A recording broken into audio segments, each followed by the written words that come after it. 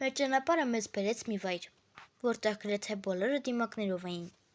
Պարզվեց բարեկենդանի տոնն էին նշում։ Հաճախ մենք այն ընկալում ենք պարզապես որպես ուտեստների տոն, բայց մեր հետազոտությունը ցույց տվեց, որ սա հայ մարդու ինքնության, ազատության և բնության հետ կապի ամենաուժեղ դրսևորումն է։ Բարեկենդան նշանակում է բարի կենդանություն։ Այն սկիզբ է առնում դեռևս հեթանոսական ժամանակներից և կապված է գարնանային զարթոնքի հետ։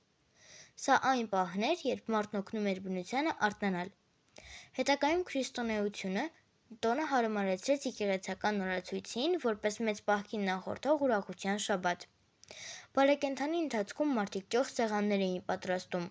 առատորեն հյուրասիրում էին մսեղենով ու յուղոտ ճաշատեսակներով։ Ընդունված էր նաև ուտել խաշած ձու,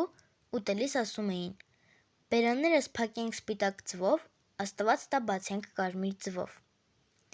Մեր հետազոտության ընթացքում մեզ ամեն ինչ զարմանցրեց տոնի, այսպես կոչված դեմոկրատական բնույթը։ Բարեկենդանին ջնջվում էին բոլոր սոցիալական սահմանները։ Տերն ու ծառան դառնում էին հավասար, իսկ վանքերում գործում էր աբեղաթողի կարգը,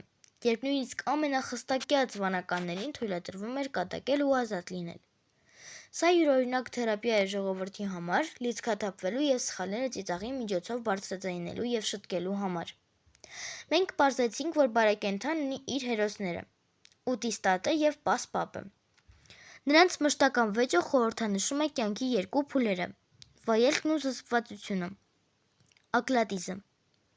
Սա մեր նախնիների ինքնատիպ օրացույցն էր 7 փետուրով փսոխը, որը հսկում էր պահքի ընթացքը։ Այս տոնի խորհուրդը թաքնված է անկեղծության մեջ։ Նախքան մեծ պահքի խստությանը, լռությանն ու ինքնաքննությանն անցնելը, մարդը պետք է լիաթոք ծիծաղեր իր սխալների վրա, հաշտվեր մերձավորի հետ ու խաղի միջոցով արթնացներ իր մեջ քնած բարությունը։